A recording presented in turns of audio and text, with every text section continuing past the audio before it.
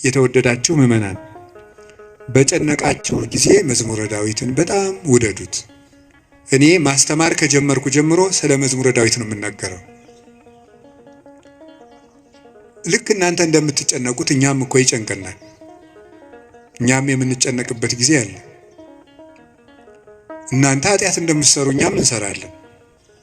በተጨነቅን ጊዜ ግን የምናርፈው ከዳዊት መዝሙር አንዱን በመዘመር ነው። እንዲያውም እናንተ ጥሩዎች ናችሁ፣ እድለኞች ናችሁ። እናንተ ቢጨንቃችሁ ወደ አንድ ቄስ ሄዳችሁ ትናዘዛላችሁ። ቄስ ሲጨንቀው ግን ወደ ማን ይሄዳል? ጳጳሱ ቢጨንቃቸው ከፓትርያርኩ ይሄዳሉ። ፓትርያርኩ ቢጨንቃቸው የት ይሄዳሉ? በወንበር መቀመጥ ዕዳ ነው። አባት መሆን ሌላውን አጽናንቶ ራስ መጽናኛ ደግሞ ይቸግራል።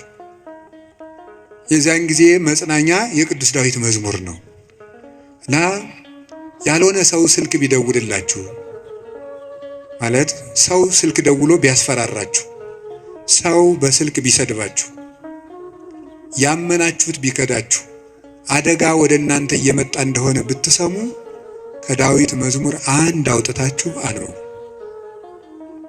እዚህ የመጣችሁት ለሕክምና ነው እንጂ እንደ አሬዮስፋጎስ አደባባይ የሚባል አለ ግሪክ ውስጥ። ዛሬ ምን አዲስ ፍልስፍና ይነገር ይሆን ተብሎ ህዝቡ ሁሉ አዲስ ወሬ ለማዳመጥ የሚሄድበት ነው። ስለዚህ መምህር ገሌ ምን ይሰብክ ይሆን ብላችሁ መቼስ አልመጣችሁም። ከብዙ ስራችሁ ከጠበበ ሰዓታችሁ ምናልባትም አንዳንዶቻችሁ ለመኖር ከተቸገራችሁበት ሳንቲማችሁ በታክሲ አውጥታችሁ ነው የምትመጡት። የኔን እረዳለሁ። እኔ አንዳንድ ጊዜ የገጠር ሰው ያሳዝነኛል፣ አንዳንድ ጊዜ የከተማ ሰው ያሳዝነኛል። የገጠር ሰው የሚያሳዝነኝ በሚያሳዝንበት ነው፣ ለእነሱ ነግራቸዋለሁ። የከተማ ሰው አንዳንድ ጊዜ የሚያሳዝነኝ ደግሞ በተለይ ታክሲ የሚሰለፍ ሰው ያሳዝነኛል። እውነቴን አይደለም ነግራቸው፣ አልዋሽም። ሰው ሲሰራ ውሎ እቤቱ ለመግባት ደግሞ ታክሲ ተሰልፎ ብር ይዞም ለካ ደግሞ መሄድ ያቅታል። ወረፋው ደግሞ 1 ሰዓት 2 ሰዓት ደግሞ ይፈጃል። እንደገና ሄዶ ምን ብሎ ታክሲውም ተወዷል አሉ። ከዛችሁ ግን በታምር ነው ሰው የሚኖረው፣ በታምር ነው። ካልሰረቃችሁ በቀር በታምር ነው እየኖራችሁ ያላችሁ አንዳንዱን ማለት ነው። እና በዚህ ሁሉ ነገር መሃል የመጣችሁት ለሕክምና ነው። ሊታከም የሄደ ሰው የታዘዘለትን መድኃኒት ሲውጥ ነው ድህነት የሚያገኘው። አሁን የምነግራችሁን ነገር አድርጉት፣ እረፍት ታገኛላችሁ። በተጨነቃችሁ ጊዜ ሞባይላችሁን ከፍታችሁ የሆነ ነገር ወደ ማዳመጥ አትሄዱ። መዝሙረ ዳዊት መኪና ያላችሁ ሰዎች ካላችሁ መኪናችሁ ውስጥ እቤት እንዳለው ሁሉ መኪናችሁ ውስጥ ራሱ አንዱን ችሎ የማይወርድ አንድ መዝሙረ ዳዊት ቢኖራችሁ ጥሩ ነው። የሆነ ወረፋ እኮ እስከምትጠብቁ የነዳጅ ወረፋም ሊሆን ይችላል አላውቅም። መኪና ውስጥ ናችሁ 3 መዝሙር ዘምሩ። መስሪያ ቤት ገብታችሁ ወረፋ እስኪደርሳችሁ 1 መዝሙርም ዘምሩ፣ የዳዊትን መዝሙር። ይገርማችኋል፣ መንገዳችሁ ሁሉ ብርሃን ይሆናል። እውነቴን ነው የምነግራችሁ። መቼም ስብከት ድራማ አይደለም። በቅድስና ሕይወታችን አባቶቻችን አንመስልም። በእውነት እኔ በግሌ ብዙ የጎደፉ ኃጢአቶች ይኖሩብኛል። ግን በጸሎት በኩል ያልሞከርኩትን አልሰብክም። ስለዚህ መዝሙረ ዳዊት አጽናንቶኝ ነው እንጂ የምናገረው ያነበብኩትን። እግዚአብሔር ክንድ ላይ ረፉ። ያን ደግሞ የሚሆነው መዝሙረ ዳዊት ስታነቡ ነው። ዘምሩ። የዳዊት ሲጨንቃችሁም መዝሙረ ዳዊት አንቡ፣ ደስ ሲላችሁም አንብቡ። እግዚአብሔር ደስ ሲለን እሱን ማስታወሳችንን ይፈትነናል። ሲከፋን አኩርፈን አለመውጣታችንን ይፈትነናል። ስለዚህ ሲከፋን ምንዘምር፣ እሱ ግር እንገኝ። ምንድነው ሴት በሚያስጨንቅ ስቃይ ትወልዳለች፣ ወልዳ ስትጨርስ ከባሏ እግር ትገኛለች ይላል። ኦሪት ዘፍጥረት ያለው አይደለም? በምጥ ወልደሽ በስቃይ ወልደሽ ፈቃድሽ ወደ ባልሽ ይሁን ያለ። በስቃይ ትወልዳለች፣ ወልዳ ስትጨርቅ ከባሏ ጋር ትውላለች። ይሄ ማለት አንዲት ነፍስ በመከራ ተጨንቃም ከሙሽራዋ ክርስቶስ እግር ነው መገኘት ያለባት። ትርጉሙ ይሄ ነው፣ መንፈሳዊ ትርጉሙ። የቅዱስ ዳዊት መዝሙር ደግሜ ነው የምነግራችሁ። አሁን ምናልባት እዚህ ቤተክርስቲያን ውስጥ ተመልሼ ብመጣና ባስተምር ሌላ ቀንም ስለ መዝሙረ ዳዊት ልናገር እችላለሁ። ቅዱስ ዮሐንስ አፈወርቅ ምን ይላል? ስብከት እንዳሻሽል ከፈለጋችሁ እናንተ ያለባችሁን ችግር አሻሽሉ ብሏል። እናንተ በተመሳሳይ ሁኔታ እየኖራችሁ ተመሳሳይ ርዕስ አትስበከን አትበሉኝ። ስለዚህ የእናንተ ሕይወት መጀመሪያ የነገርኳችሁን ችግር ከለቀቀ አሁን ደግሞ አዲስ ስብከት ይዤ እመጣለሁ ይላል። ስለዚህ በዚህ ዘመን ሩቅ ነገር ምንድነው ቢባል ተስፋ ነው። ተቆጥቼ መስበክን ያውን እየተውኩ መጥቻለሁ። ኑሮው ተቆጥቶት ይሄ ሰው ጦርነት ተቆጥቶት ምን እናርገው ብዬ ዝም ብዬ ተስፋ ነው የምነግራችሁ። እና ለተስፋ ደግሞ የቅዱስ ዳዊት መዝሙር ፍጹም መሰላል ነው። ምዕመናን ፈትኑና ውቀሱኝ። ማታ አንድ መዝሙረ ዳዊት ድገሙ። ከመተኛታችሁ በፊት እንደው 1 ሰዓት 2 ሰዓት 3 ሰዓት በቃ ከስልካችሁ ፍሪ ዛሬ መዝሙረ ዳዊት አንብቡ። እግዚአብሔር ከእናንተ ጋር ይሆናል። ቅዱስ መቃርስ ምን ይል ነበር? ጌታዬና አምላኬ መጠጊያዬ ኢየሱስ ክርስቶስ ሆይ ይህንን ሌሊት የማድርበት ጉልበት የለኝም። ሌሊቱን እንዴት እንደማድር አንተ ታውቃለህ። አንተ ከኔ ጋር ሁን፣ በፈቃድህ አሳድረኝ ብሎ ይጸልይ ነበር። ስለዚህ የቅዱስ ዳዊትን መዝሙር ጸልያችሁ አንብባችሁ ተኙ። ማለዳችሁን እግዚአብሔር ማታውን የቀደሰ ሰው ማለዳውን ይቀድሳል። ማታችንን ካበላሸ ነው ማለዳችንም ይበላሻል። ማለዳችን ከተበላሸም ማታችን ይበላሻል። ማለዳም በመዝሙረ ዳዊት እንጀምር ሲሆን አንዳንድ መዝሙራትን በቃላችሁ አጥኑ። ስንት ነገር ተሸመድዶ የለ እንዴ? ሐሜት እኮ አሁን ስንት ሰው ያውቃል። ሰው እኔ እንደው አንዳንድ ጊዜ ይገርመኛል። ሰው ወሬ እንዴት አድርጎ እንደሚይዝና ቃለ እግዚአብሔር አጥና ሲሉት ግን ወር አይዘው። ሐሜት ግን በ5 ደቂቃ ስንት ሐሜት ይሸመድዳል። አጥኑ መዝሙረ ዳዊት፣ መጠጊያችሁን እግዚአብሔር አድርጉ እና ቅዱስ ዳዊት በረከተ እግዚአብሔር የሞላበት ፍጹም የፍቅር ሰው ነበረ። ሰውንና እግዚአብሔርን ይወድ ነበር እላችኋለሁ። የቅዱስ ዳዊት በረከቱና ረድኤቱ አሸናፊነቱ ጭምር ከሁላችን ጋር ይሁን። ቅዱስ ዳዊት ጠላቶቹ ሁሉ ተሸንፈውለት እረፍት ካገኘ በኋላ የዘመረው መዝሙር ነው ይባላል። መዝሙር 17 ጠላቶቹ ሁሉ አርፈውለት የዘመረው መዝሙር ነው ይላል።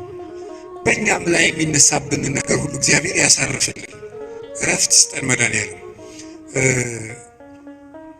ስለዚህ ምን አለ? አቤቱ ጉልበቴ ሆይ ተናገሩ እንጂ በሉ ሁላችሁ። እኔን መሰላችሁ እንደ እግዚአብሔርን እኮ ነው በሉ። እሺ አቤቱ ጉልበቴ ሆይ በሉ። እሺ ማን ነው እንደዛ የሚለው? እግዚአብሔርን። በጣም የሚያስደንቅ ነገር ነው። እኔ እንግዲህ 3-4 ነጥቦችን ልንገራችሁ። እግዚአብሔር ለምንድን ነው ጉልበት የሚባለው የሚለውን ለምነግራችሁ። አቤት አፈቅረክ እግዚኦ በኃይሌ፣ ኃይልን ስላደረክልኝ አመሰግናለሁ ነው የሚለው። ኃይልን ስላደረክልኝ አመሰግናለሁ። ግዕዙ እንደዛ ብሎ ይፈታዋል። አንድምታችን አንድም ስላደረክልኝ ኃይል አመሰግናለሁ፣ አንድም ኃይልን የምታደርግልኝ ነህና አመሰግናለሁ። ያለፈውንም የሚመጣውን እስካሁን ኃይልን ስላደረክልኝ አመሰግናለሁ፣ ነገም ኃይልን ስለምታደርግልኝ ቀድሜ አመሰግናለሁ።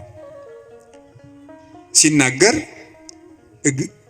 እግዚአብሔር ኃይሌ ወፀወኔ ወመዳኔ፣ እግዚአብሔር ኃይሌ፣ እግዚአብሔር መጠጊያዬ፣ እግዚአብሔር መድኃኒቴ ነው ይላል። እግዚአብሔር ኃይሌ ነው፣ እግዚአብሔር መጠጊያዬ አምባዬ ነው፣ እግዚአብሔር መድኃኒቴ ነው። ሊቃውንት ሲፈቱት እግዚአብሔር ብዋጋ ማሸነፊያዬ ጋሻዬ፣ ብሸሽ መጠጊያዬ ነው ይላል። ሰልፍ በመጣ ጊዜ ድል የምነሳበት እሱ ነው። በሸሸው ጊዜ የማመልጥበት መጠጊያ እሱ ነው፣ የሚያድነኝም እሱ ነው የሚለውን ሊቃውንት ሲተረጉሙት የማያድን አምባ አለና ይላሉ። የማያድን አምባ አለና እግዚአብሔር ግን የሚያድን አምባ ነው ይላል። ብዙ ሰዎች የተጠጉበት አምባ ሁሉ አላዳናቸውም። አይታችሁ እንደሆነ ማለት ነው። እየሰማችሁ ነው? አዎ። የተጠጉበት አምባ ሁሉ አላዳናቸውም። እንዲያው ብዙ ሰዎችን ሰው ሲያሰቃዩ የነበሩ ነገስታትን ሁሉ አንዳንድ ጊዜ ነገስታትን፣ ኃያላን ሰዎች፣ ንፉግ ባለጸጎች እነዚያን ሁሉ ታሪክ እንደ ቁጭ ብዬ ሳስበው ብዙዎቹ ያ ነገራቸው እንዳጠፋቸው ነው የምታዩት። ጉድጓድ ውስጥ ከተማ ሰርተው የሚኖሩትን ሁሉ መርምሮ አውጥቶ አንጠልጥሎ የሚገል ጥሎባቸዋል። ሁሉንም ማለት ነው። የማያድን አምባ አለና 100 ኪሎ ሜትር የምድር ውስጥ ከተማ ቢሰራ አንድ ሰው አይድንም። እግዚአብሔር ፊት ከሆነ ግን መሃል ላይ እዚህ መሃል ከተማ ላይ ምንም አይሆንም። በህዝብ መሃል ተሰውሮ ምንም አይሆንም። ዛሬ አቡነ ገብረ መንፈስ ቅዱስ ናቸው እንደምታውቁት። አቡነ ገብረ መንፈስ ቅዱስን አንዱ መነኩሴ ሂድና ጾም እንዲህ ያለ ቤተክርስቲያን ቅዳሴ ቀድሰን አሉት። አይ እንዴት አድርጎ ይሆናል? መነኩሴው በአብይ ጾም ከተማ ለከተማ እየዞረ ይሉኛል አሉ። ምዕመናን ከባዶች ናቸው እኮ ለማማት አይደለም። እኔ ግን ምዕመናን አንድ ነገር መናገር እፈልጋለሁ። እሱ ምንድነው? እኔ አሁን እግዚአብሔር ጸሎታችን አልሰማን ያለም ይመስለን በካህናት ላይ ያላችሁ እምነት እየቀነሰ ስለመጣ ነው። እውነት ነው፣ እኛ ኃጢአት እንሰራለን። ግን ኃጢአታችን ለራሳችን ትታችሁት እናንተ በእግዚአብሔር ብታምኑ ትጠቀሙ ነበር። ግን ነውር ለቃሚ ሆናችኋል። ከዚያ የተነሳ አትጠቀሙ። እኔ አሁን ሰሞኑን አይቻለሁ። የሄድኩበት ሀገር ገብቶ ይቀድሳል፣ ቀድሶ ሲወጣ ሲጋራ እያጨሰ ነው የሚሄድ ቄሱ። አሁን የኢትዮጵያ ካህናት ይሄን ብታየው አትሰቅሉንም? መሀል ከተማ ላይ ጳጳስ ሲያጨስ ነው አይቻለሁ። ጳጳስ እያጨሰ ምን ትላላችሁ እስቲ? አሁን ጳጳሱ ሲጋራ እያጨሰ ቡል እኔ ጳጳሳት ያጭሱ የሚል አዋጅ አልናገሩም። እነሱም አይሰሙኝም ብል ራሱ እነሱም አይሰሙ። የኛ ጳጳሳት እኔ አያደርጉም፣ አይሰሙም። ግን ማለት የፈለኩት ሲጋራውን ቡል እያደረገ መተው እጁን ሳም አድርገው ይሄዳሉ ምዕመናን። እኔ ባይኔ እኮ ነው ያየሁት። ትናንት ራሱ አይቻለሁ። ዛሬ ጠዋት ነው የገባሁት። እነሱ እንደዛ ነው የሚያደርጉት። እግዚአብሔር ጋር እንጂ ሰው ነውር ላይ አይደለም የሚንጠለጠሉት። ጉልበታችን መምጣት ያለበት ወደ እግዚአብሔር ነው። እንድንጠቀም መጠጊያ ማድረግ ያለብን እግዚአብሔርን ነው። የዘመን ጉዳይ እንጂ ማንም ሰው ከእግዚአብሔር ተለይቶ የተጠጋበት አምባ ሁሉ አይረባውም፣ አይጠቅመውም። ከእግዚአብሔር የተጠጋ ግን ይኸው ኤልዛቤልን ታውቋታላችሁ አይደለም? ናቡቴን እንደዚህ አድርጋ አስገድላ፣ እሷ ግን በግንብ የተሰራ ምርጥ ቤት በዘመኑ ድንጋይ ተወርሮ የማይፈነቅለው ቤት በሙሉ ሰርታ፣ ሰረገላ የማይገባበት ቤት ፈርሳ፣ በጦር የማይወጋ ቤት ሰርታ፣ ይገርማችኋል፣ ገለው አውጥተው በመስኮት ነው እንደውም ጎትተው የጣሏት። ደሟንም ውሻ ነው የላሰው። መጽሐፍ ቅዱስ ይናገራል። የሚያድን አምባ እግዚአብሔር ነው። የሀብት አምባም አያድንም፣ የዘመድ አምባም አያድንም፣ የጦር የሰረገላ አምባም አያድንም። አንድ ሰው ብዙ ቀን ክፉ ነገር አልደረሰበትም ማለት መጨረሻው ያምራል ማለት አይደለም። ጽዋው ሞልቶ እስኪፈስ እግዚአብሔር ሊታገስ ይችላል። ትዕግስቱን የፈጸመለትና ሰው በቸርነቱ መጠቀም ያቃተውለት ግን የፍርዱን ጽዋ ይቀዳዋል። የሚያድን አምባ እግዚአብሔር ነው። እግዚአብሔር አምባዬ ነው፣ ተጠግቼ የማልፍበት የሚያድን አምባዬ እግዚአብሔር ነው፣ ረዳቴ ነው ሲል እውነተኛ ረዳት ማለት ምን ማለት ነው? እውነተኛ ረዳት ለምሳሌ አሁን ሰው እንጀራ አብልቶ እያበላ ብር ሰጥቶ ብር የሰጠውን ሰውዬ ቪዲዮ ይቀርጻል። ልብስ አልብሶ ቪዲዮ ይቀርጻል። አሁን ደግሞ በእነዚያ ሰዎች ላይም አትፍረዱ። እንደዚህ ስላችሁ አንድ ሰውዬ ነበር ቅዱስ ዮሐንስ አፈወርቅን ሂዶ እንዲህ አለው፣ መምህር ሆይ ምጽዋት መመጽወት እወዳለሁ፣ ስመመጸውት ደግሞ ስመሰገን ደስ ይለኛል። ስለዚህ ውዳሴ ከንቱ ካለበት ጽድቁ አይጠቅመኝም ማለት ነው። ምጽዋቱን ልተወው ትላለህ ወይስ እንዴት ታላድርግ አለው። ተወው አለው። አይ ምጽዋቱን ተወው ካልከኝ ውዳሴ ከንቱን ተወው ካልከኝ ምጽዋቱን እተዋለሁ አለው። በል እንግዲህ ከነ ውዳሴ ከንቱ መጹት አለው። ምክንያቱም ሰው አዝመራ ዘርቶ ምንም ባይጠብቀው ለእሸት ያህል ጥቂት አያጣም። አንተም ከነ ውዳሴ ከንቱ ስጥ ዝም ብለህ፣ እግዚአብሔር በረድኤቱ ዋጋ አይነሳህም አለ። ስለዚህ እገሌ መመስገን ፈልጓል አትበሉ። ይፈልግ፣ እኛ ምን አገባን? ይፈልግ ማለት የፈለኩት ግን እውነተኛ ረዳት የተባለው በመርዳቱ የማይመካ እግዚአብሔር ነው። በመርዳቱ አይመካም። ገብቷችኋል አይደል? አንዳንድ ሰው ሱሪ ገዝቶ አቀማመጣችሁ ሁሉ ኦዲት ማድረግ ይጀምራል። ሱሪ ከገዛላችሁ አንተ ጭቃ ላይ ለምትቀመጥ ምን ሱሪቱን እያየ ነው እሱ ስለገዛ እንጂ ይችላል ነው። እኔ አላየሁም እንደዛ የሚያደርግ ሰው አይቻላል። እንደሱ ነው የምታደርገው የሚል ማለት ነው። በይፋ መከራ የሚያል እውነት የሚመጻደቅ ኧረ እንረጋጋ። በማን ላይ ነው ለዚህ የበቃል? አናውቅህም፣ ውሃ ቀቅለህ የምታድር አልነበርክም የሚል ሰዋል። እንደዚህ ጠቅ የሚያደርግ በነገር መልስ እግዚአብሔር እንደዚያ በአሽሙር አያወጋም። ሰጠው ብሎ እውነተኛ ረዳቴ ነው ያለው እሱ። እግዚአብሔር ሳይሰለች ይረዳል። ሁልጊዜ ነው የሚረዳል። እግዚአብሔር ምንድን ነው የምትሉት? አንኮንዲሽናል ላቭ ነው የምትሉት መሰለኝ አሉ። የእግዚአብሔር ፍቅር ሁኔታ የለውም ማለት ነው። ጥሩ ሰው በሆንኩ ቀን የረዳኝ እግዚአብሔር በረከስኩ ቀን አይተወኝም። ስለዚህ እግዚአብሔር እውነተኛ ረዳት ነው። ሰው ግን ቀን የጣለለት ጥሎ ይሄዳል። እግዚአብሔር እውነተኛ ረዳት ነው። ሁሉ ነገር ሲያልቅ ብቻችን ስንቀር አብረውን የሚቆም ሰው የእግዚአብሔር ተሰውት እግዚአብሔር እውነተኛ ረዳት ነው ማለት እሱ መርጦ አይረዳም። እግዚአብሔር አሽቃብጡልኝ አይልም። አሁን እኮ በጣም ይሄ እንደው አንዳንድ ጊዜ ይገርማል። አሁን ለምሳሌ ለቤተ ክርስቲያን እንኳን ሰው ስራ ለመስራት ትሪትመንት ይፈልጋል። እንዲህ ይባላል አቶ ገሌ በእውነቱ ለዚህ ቤተ ይሁን። እንግዲህ እዚህ የዚህን ደብር አላልኩም፣ ኦል ኦቨር ዘ ወርልድ ነው። ገብታችኋል አይደለም? የዚህን ደብር ማለት ሳይሆን በቃ በአጠቃላይ ሰው እኔንም ጨምሮ ማለት ነው። ትሪትመንት በቃ ኮሚኒኬሽኗ ካላማረች ወይ አለቃው ወይ ሰባኪው ወይ መምሩ ገብረ ስላሴ ወለተ ስላሴ መጣችሁልን አልተባለ አይሆን። እግዚአብሔር እንደዚያ አይደለም የሚለው። አሁን ዝም ብለን መተህ እግዚአብሔር ሆይ ሳንል ዝም ብለን እንዲሁ ቆም ብንል ይሰማል፣ ልብን ያዳምጣል እግዚአብሔር። እለትሰምዑ ለሆሳሰ ልብ። ቆይ በኋላ የኔታ ይሉላቸዋል መላከ ገነት። እኔ በዚህ በጩኸቱ ዓለም ስለሌለውበት እሳቸው ይሉልናል። ይሄ መልካ ሕማማትና በጣም ደስ ይለኛል።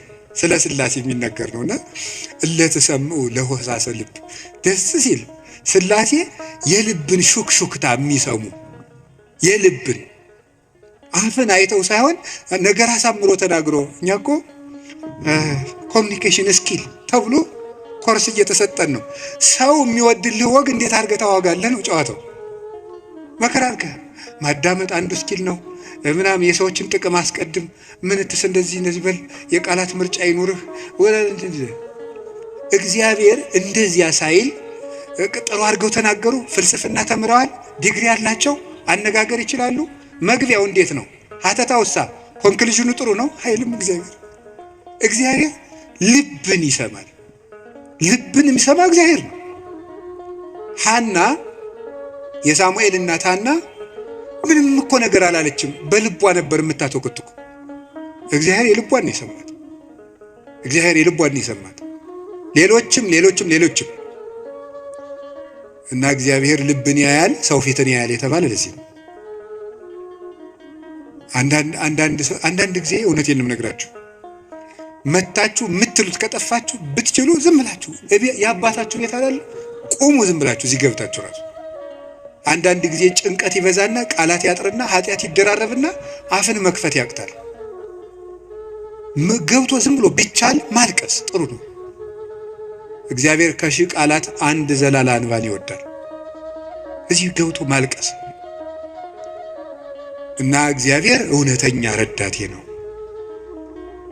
ወረት የሌለው ትናንት ረድቶ ዛሬ ችል የማይል አፍ ላይ የሌለው በሌላ ፍቅር የማይወሰድ ወዳጅ የማይለውጥ ስንለወጥ የማይለወጥ አባት እግዚአብሔር ነው።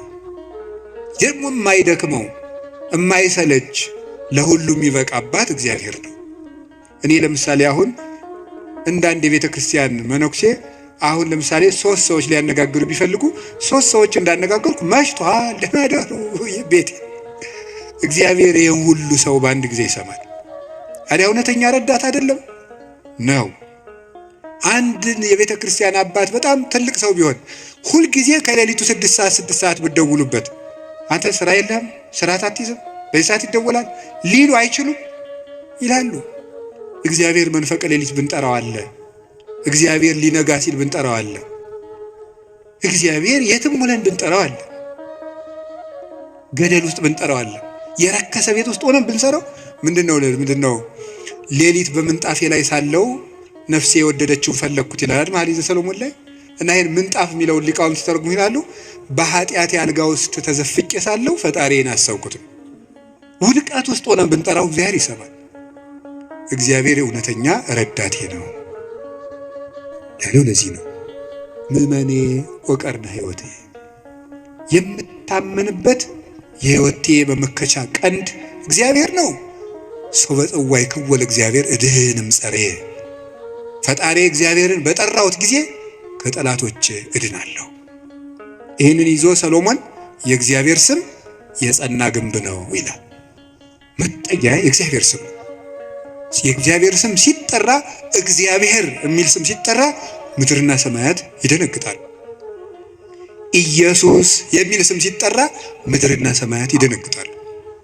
ፊልጵስዩስ ምዕራፍ 2 ላይ አለላችሁ ከመለስሙ ለእግዚእነ ኢየሱስ ክርስቶስ ይስግድ ኩሉ ብርክ ዘውስተ ሰማይ ወዘውስተ ምድር ወዘበታሕተ ያለ ምድር። ለኢየሱስ ክርስቶስ ስም በሰማይና በምድር ከሰማይ በላይና ከምድር በታች ያለ ጉልበት ሁሉ ሊንበረከክ ይገባል። ለአንድ መነኩሴ ገዳም ሲገባ ከሚሰጠው ትምህርት አንዱ የኢየሱስ ክርስቶስን ስም መላልሰ መጥራትን አታቋርጥ ነው የሚባለው። የኢየሱስ ክርስቶስን ስም ኢየሱስ ክርስቶስ ጌታዬ ኢየሱስ ክርስቶስ ሆይ ማረኝ ብዙ ቀን እናገራለሁ። እንዲህ ኢየሱስ ክርስቶስ የሚለው ስም ዝም ብሎ የሚቀር ስም አይደለም። ዲያብሎስ የሚፈራው ኢየሱስ የሚለውን ገና ሳይጨርሰው ቅዱስ እንጦንስ ነበር የከበቡት አጋንንት የተበተኑት። በገድለ ቅዱስ እንጦንስ እንደተጻፈ ክርስቶስ ኢየሱስ አማኑኤል እግዚአብሔር ብሎ መጥራት ዝም ብሎ አይደለም። በፍቅር ጥሩት፣ ጉልበት ይሆናቸዋል። ስለዚህ ጉልበቴ ሆይ እወድሃለሁ ያለው ከዚህ የተነሳ ነው። የእግዚአብሔርን ስም በጠራሁት ጊዜ ከጠላቶች እድናለሁ። ፈሪ አትሁኑ፣ ጠንቋይ አትፍሩ። ውሸታም ነው ጠንቋይ፣ አትፍሩ። ምናልባት እደግምባችኋለሁ ምናምን ቢል ምንም አትፍሩ። አሁን ይሄ ድሮማ ምን ያደርገ ይሄ ጠንቋዩ ሁሉ ጨው በቂጣ ቅቤና በርበሬ አንድ ላይ ሆኖ በገጠር በነገራችሁ ላይ ጨው የሚባል በርበሬ ነው እና በጣም ይገርማል። እና በጨው እንጀራ በላው ካልክ ሳልት አይደለም እንትን ነው በርበሬ ነው። እና በጨውና በቅቤ ተቀብቶ ቂጣ ያንን ያዞሩና አጋንንቱ ምናምን ብለው ደጋሞ ቱቱቱቱ ብለው መንገድ ላይ በቃ እያማተበ መብላት ቄስ ተማሪ ተመስገን ይላል። በስመ አብ ወወልድ ወመንፈስ ቅዱስ ግጥም አድርጎ የሰይጣን እንጀራ የለውም። ማን አባቱ ነው ለሰይጣን እንጀራ የሰጠው? ይቅርፋታ ምዳ ምንም የለውም። ማምላክ ሰይጣን ደግሞ የታባቱ ነው እንጀራ ያለው ደግሞ እሱ መቼ ቆፈረውን መቼ የፈጠረውን እንጀራ ነው። እንጀራን ለሰይጣን አትስጡ፣ ምንም ለምንም አትስጡ። አትደንግጡ። በእስራኤል ላይ ጥንቆላ በያዕቆብ ላይ ሟርት አይሰራም አይደለም ነው የእግዚአብሔር መጽሐፍ እንደዚህ ነው። የእግዚአብሔር ስም የጸና ግንብ ነው። እኔ ሁልጊዜ እናገራለሁ፣ የካህናት ስልጠና ስሰጥም እናገራለሁ።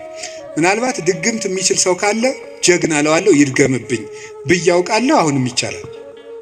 እንደ ወንድ የሆነ ጀግና በዓለም አለ የተባለ ጠንቋይ ይድገምብኝ ብዬ አውቃለሁ።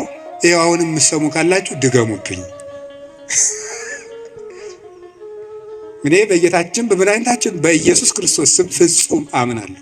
ምግባሬ ከሰው ድሃ ልሆን ይችላል። በክርስቶስ ስም ግን ቀልድ የለም።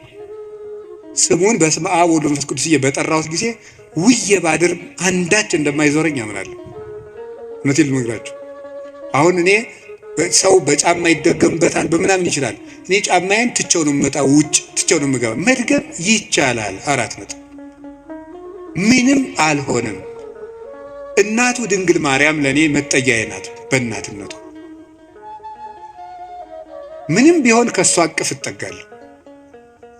እንደዛ ከሆነ ደግሞ ምንም ሊሆን አልችልም። ስለዚህ አባ ጊዮርጊስ የተናገረው ሁልጊዜ የምወደው ቃል አለ።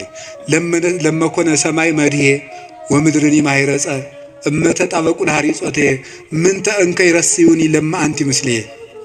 ሰማይ መጅ ምድር ወፍጮ ሆኖ አጣብቀው ቢፈጭኝ አንቺ ከኔ ጋር ከሆንሽ ምን እሆናለሁ? ኦ እግዝእቴ ቅድስት ድንግል ማርያም ዘበዕብራይስጢ ማርያም፣ በዕብራይስጢ ማርያም የምትባይ እመቤቴ ቅድስት ድንግል ማርያም ሆይ ለመወልድኪ አፍቀረኒ መኑ ይጸልአኒ። ልጅሽ ከወደደኝ ማን ይጠላኛል? ፀሐይ ይሴብሐኒ ወወርኅ ይባርከኒ ወከዋክብት ይቀድሱኒ። ልጅሽ ከወደደኝ ፀሐይ ይዘምርልኛል፣ ጨረቃም ያመሰግነኛል፣ ከዋክብት ይዘምሩልኛል። በእኔ ላይ ማንም በጠላትነት መነሳት አይችልም ይላል አባ ጊዮርጊስ። ልጅሽ ከጠላኝ ግን ማን ይወደኛል ብሏል።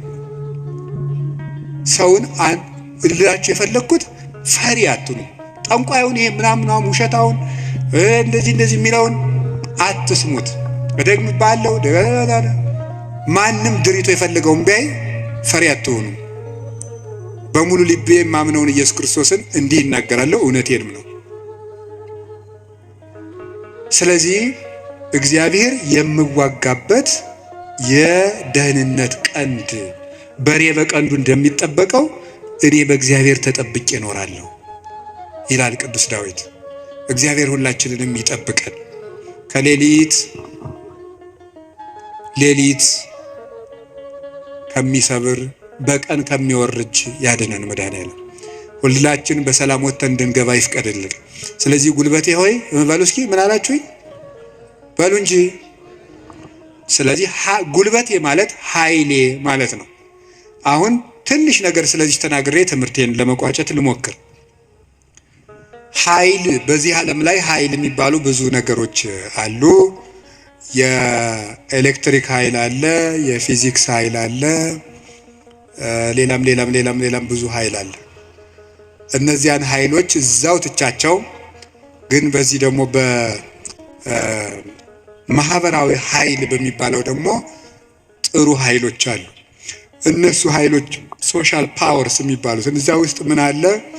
ለምሳሌ የመጀመሪያው እና አንዱ ኃይል የሚባለው የሞራል ፓወር የሚባል አለ። ሞራል ፓወር ማለት የስነ ምግባር ኃይል ማለት ነው። የስነ ምግባር ኃይል የሚባለው ሁለት ይከፈላል። የመጀመሪያው አርአያነት ይባላል። አርአያነት ብዙ ከሚናገር አንድ ድርጊት ያለው ሰው ዓለምን ይመልሳል። እንግዲህ በዚህ በፔዳጎጂ ትምህርት አዲስ አበባ ዩኒቨርሲቲ ያሳተመው አንድ መጽሐፍ ላይ እኔም አንብቤያለሁ። ሰዎች በመማር ማስተማር ሂደት ውስጥ መጀመሪያ የሚያስታውሱት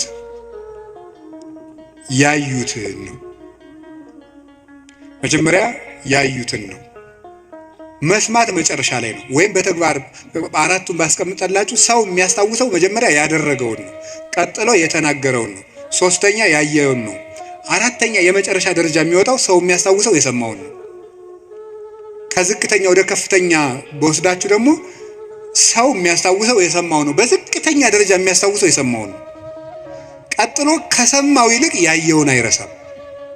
ካየው ይልቅ የተናገረውን አይረሳም። ከተናገረው ይልቅ ያደረገውን አይረሳም የሰው ልጅ። ስለዚህ ሰውን ብዙ ከምትነግረው አሳየውን። አርአያነት ገዢ ነው እና በዓለም ላይ ትልቅ ተጽዕኖ አሳዳሪ ኃያላን ሰዎች የሚባሉት የሚያደርጉ ሰዎች ናቸው። በአርአያነት የሚያደርጉ የሚያስገድዱ ሰዎች ለጥቂት ቀን ሰው ፈርቶ ያገለግላቸዋል። አርአያ የሚሆኑ ሰዎች ግን የሰውን ልብ ሳይዋጉ ይገዛሉ ይባላል። አርአያ የሚሆኑ ሰዎች ዓለሙ ሁሉ ለምሳሌ አንድ ነገር እንገራችሁ።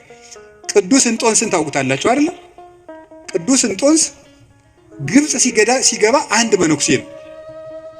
አሁን በኢትዮጵያ ብቻ ስንት 2000-3000 ገዳማት አይኖር? ኢትዮጵያ ብቻ ለምሳሌ እኔ የምኖርበት ገዳም ብቻ 300 መነኩሴ አለ። ስለዚህ ምን ማለት ነው ተመልከታችሁ። አንድ እንጦንስ አልተዋጋም፣ የፈላስፎች የንግግር ጥበብ የለውም፣ ስብከት አልሰበከም። በኑሮው ግን የግሪክ ፈላስፎችን ሁሉ ወደ በረሃ እየጠራ መነኩሴ ያደረጋቸው። የአርአያነት ኃይል ከንግግር ኃይልም ከጦርነት ኃይልም ይበልጣል ይባላል። በዛውም እንግዲህ ቢሮ የምትሰሩ ሰዎች ካላችሁ ሰውን ከምትቀጡት ይልቅ አርአያ ብትሆኑት ሰው ሁሉ ይገዛላችኋል ነው። ሰዓት ማታከብሪ ወዮልሽ፣ ሰዓት ማታከብር ወዮልህ ከማለት እርስዎ ሰዓት ቢያከብሩ ሰው ሁሉ ሰዓት ያከብራል እንደ ማለት ያለ ነው። አንድ ሁለተኛ ደግሞ ሪኒዋል ፓወር የሚባለው የመታደስ ኃይል ነው፣ ወይም የንስሐ ኃይል ነው። ኃይል የሚባለው ንስሐ ገብቶ የመለወጥ ኃይል። ከክፋት የተመለሱ ሰዎች በዓለም ላይ ተጽዕኖ የማሳደር ኃይል አላቸው። ለምሳሌ ቅዱስ ጳውሎስ ምንድን ነው የሚለው? ዘአነ ቀዳሚሆሙ ለኃጥአን አይደለም የሚለው? እኔ መጀመሪያቸው የምሆን ኃጥአንን ከኔ ጀምሮ የእግዚአብሔር ፈቃድ ለሰዎች ሁሉ እንዲድኑ ነው ነበር ያለው። ስለዚህ ንስሐ የገቡ ሰዎች በዓለም ላይ ተጽዕኖ ይፈጥራሉ። ቅዱስ ጳውሎስ የመጀመሪያው፣ ቅዱስ ጴጥሮስ፣ ማርያም ግብፃዊት፣ ሙሴ ጸሊም የግብፅ ገዳማትን በሙሉ መዓዛው በሙሉ ያወዳል። ቅዱስ ዳዊት የንስሐ ሰው ነው። ሰሎሞን የንስሐ ሰው ነው። ንስሐ የገቡ ሰዎች ኃይል አላቸው። እግዚአብሔር እንዲያውም እንደተነሳ የሚወደው የለም። በሉቃስ ወንጌል ምዕራፍ 15 እንደተጻፈ ካልበደሉ ጻድቃን ከ99 ነገደ መላእክት ይልቅ ንስሐ በሚገባ አንድ ኃጢአተኛ በሰማይ መላእክት ደስታ ይደረጋል ተብሎ እንደተጻፈ። ስለዚህ ንስሐ ኃይል አለው። አሁን ቅዱስ ዳዊት እግዚአብሔር ኃይሌ ነው ሲለው ስነ ምግባር ብሰራ ስነ ምግባር እንድትሰራ የረዳኸኝ አንተ ነህ ማለት ነው። ጥሩ ነገር ሰርቼ ከሆነ ያለ አንተ ጥሩ መሆን አልቻልኩም ማለት ነው። ጥሩ መሆንም የሚገኘው በእግዚአብሔር።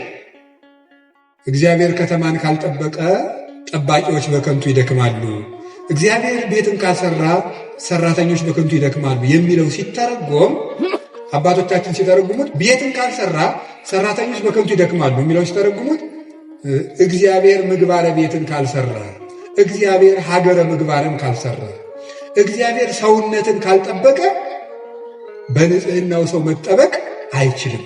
በገዛ ራሱ ሰው ራሱን መጠበቅ አይችልም እግዚአብሔር ካልጠበቀ። ስለዚህ መልካም ለመሆኔም አንተው ነህ ማለት ነው።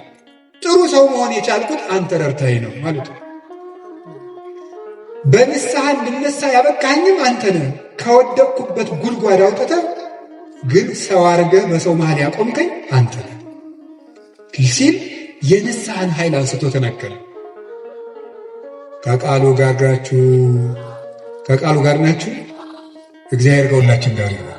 ብዙ ንስሐ የገቡ ኃጥአን እንግዲህ የዮሐንስ ወንጌል ምዕራፍ 12 ላይ ያቺ ሽቶ የቀባቸው ሴት አለች አለ። የሽቶ መዓዛ ቤቱን ሞላው ይላል። በጣም ሁልጊዜ ዓይኔን የሚስበኝ ንባብ ነው። የሽቶ መዓዛ ቤቱን ሞላ ይላል። ሊቃውንት ሲተረጉሙት ቤት የተባለች ቤተክርስቲያን ናት። ክርስቶስ ያለበት ቤት ቤተክርስቲያን ናት። ክርስቶስ ያለበትን ቤት ያቺ ሴት ያመጣችው ሽቱ ሞላው ማለት ምን ማለት ይመስላችኋል? ያንዲት ንስሐ የገባች ነፍስ ዝናዋ፣ ስነ ምግባሯ ቤተ ክርስቲያንን ሞላ። አሳዳጁን ጳውሎስ አይደለም እንዴ ተነስተን ቅዳሴ ላይ ቅዱስ ሐዋርያ ጳውሎስ ሰናየ መልእክት ፈዋሴ ዱያን ዘነሳይከ አክሊለ ሰአል ወጸልይ በእንቲአነ ያድኅን ነፍሳተነ በብዛ ሳህሉ ወምሕረቱ በእንተ ስሙ ቅዱስ የሚባለው እኮ አሳዳጁ ጳውሎስ ነው።